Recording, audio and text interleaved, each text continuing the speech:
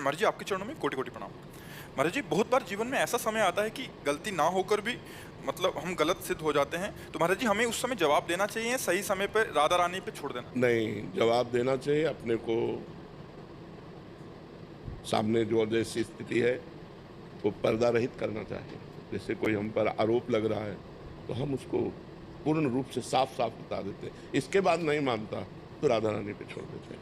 पहले अपना कर्तव्य होता है, जैसे हमें कोई आरोपित कर रहा है किसी बात को, तो हम उसके समक्ष अपनी सत्यता प्रकाशित करें।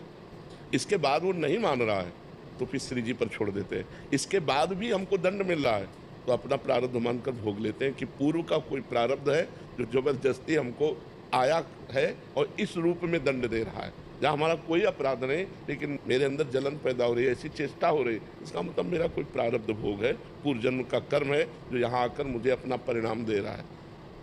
3 डिग्रियाँ इसकी रखनी चाहिए। पहली, सामने हम सत्य को प्रकाशित करें।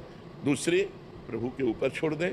फिर भी नहीं संभला तो तीसरी, मेरा ही कर्म मुझे दंड देने के लिए इस रूप में आया है, इसलिए उसे सहन कर लेते हैं। हम सामने वाले से वैर विरोध नहीं करते हैं।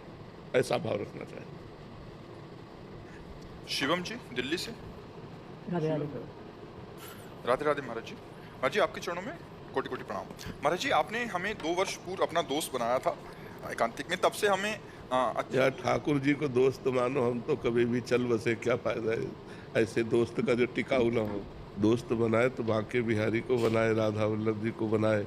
ये चिदानंद है, ये शरीर तो नासवान है, ये तो 2 दिन का मेला है, बस जब तक चल रहा है चल रहा है।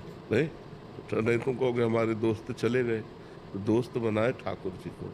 ठाकुर जी में सखा भाव, दास्य भाव, गोपी भाव, वात्सल्य भाव, सहचरी भाव, ये सब ठाकुर जी प्रियालाल में करें। ठीक है। हाँ, ये तो हमारा प्रश्न है कि हमने आपके श्रीमुख से कई बार सुना है कि जिसका अंतिम जन्म होता है उसे इसी जन्म में सारे सुख दुख सहने होते हैं। महाराज जी, आपने जिस प्रकार बताया कि श्री रामकृष्ण परमहंस जी, भाई जी और बहुत सारे महापुरुषों को कई पीड़ाओं को सामना करना पड़ा, क्या हमारे जीवन में भी अंतिम जन्म अगर हो तो इतना सारा भीषण बीमारियां हो सकता है कि तुम्हारा इतना प्रारब्ध प्रबल ना हो, ऐसा भी तो हो सकता है। अच्छा जीवन कट सकता है, पर प्रायः बड़े बड़े महापुरुषों को बड़े बड़े भयानक कष्टों से जूझना पड़ता है। हो सकता है तुम महात्मा रहे हो पूर्व जन्म के और इस जन्म में आए हो, सबको ऐसा नहीं भोगना पड़ता। जिनके द्वारा जगत का कल्याण होता है, उनको भोगना पड़ता है।